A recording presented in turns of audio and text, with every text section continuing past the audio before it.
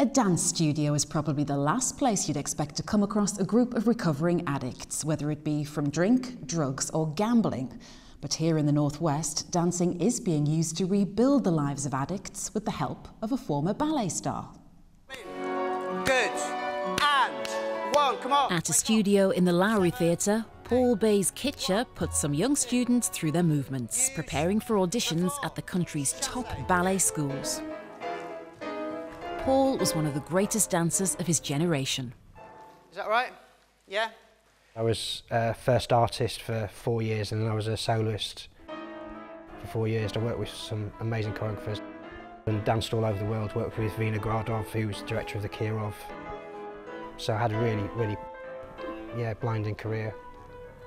But when Paul retired at the age of 30, reality hit hard.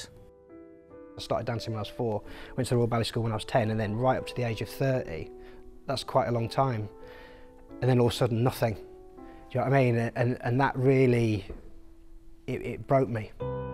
I hit the depths of despair. They call it like the jumping off point.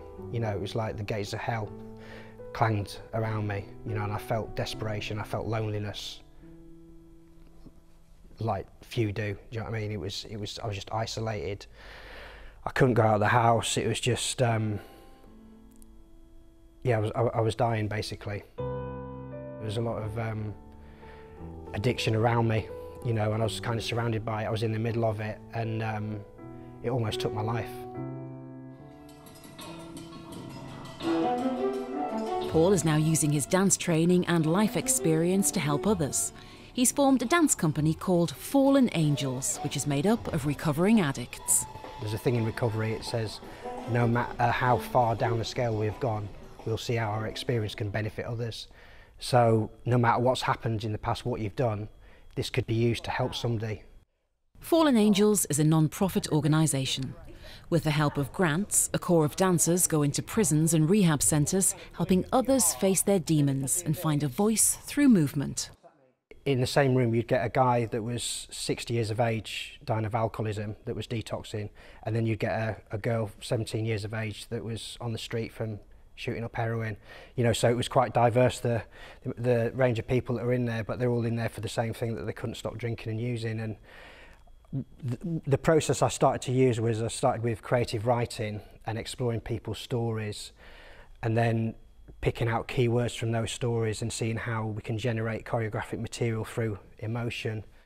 You helped me see it as a warning. Today, the group are meeting in Liverpool to try some movement inspired by a poem written by one of the members, Rebecca Finch. There was so much pain, but it wasn't in vain. A frightened child stood alone.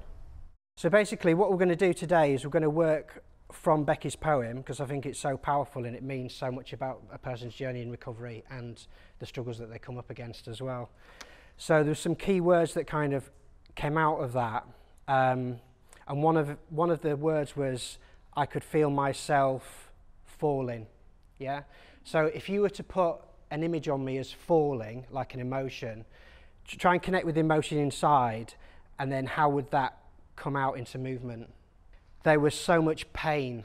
So how would you describe pain? Brilliant, Becky. Okay. So the first one, we've got falling, which was Lisa's, falling.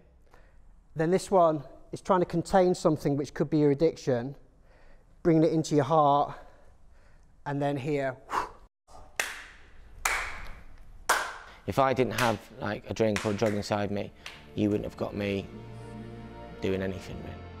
All of the dancers were addicted to drugs or drink and were introduced to Paul and the Fallen Angels when they were in rehab. They say dance is helping them to stay in recovery.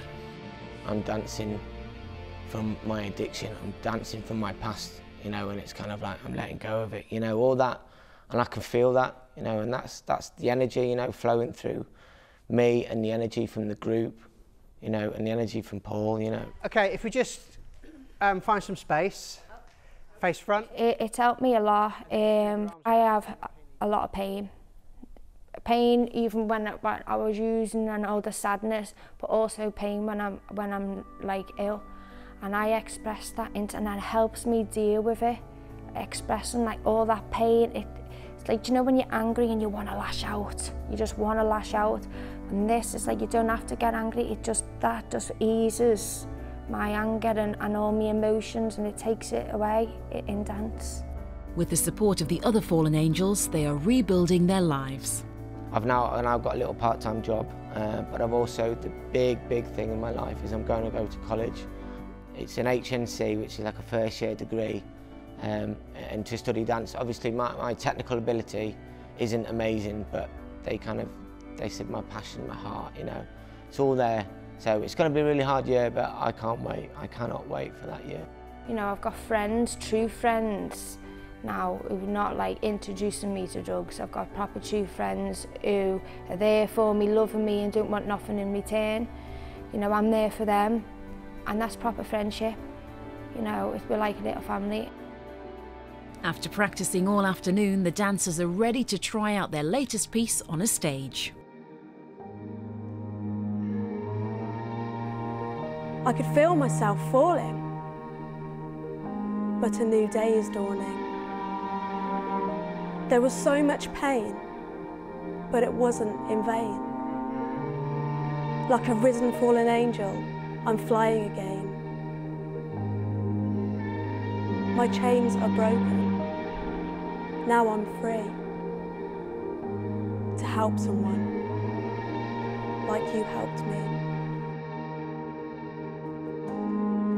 You don't need that stuff to get on a stage, and to be honest, the buzz that I get now is better than any drug.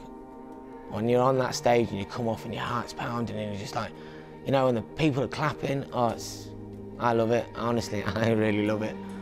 And despite his past glory, Paul says it's the happiest and most fulfilled he has ever been.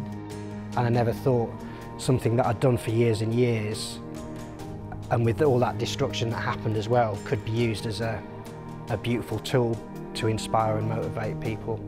And it seems to have gone from strength to strength, so it's pretty powerful, it blows me away.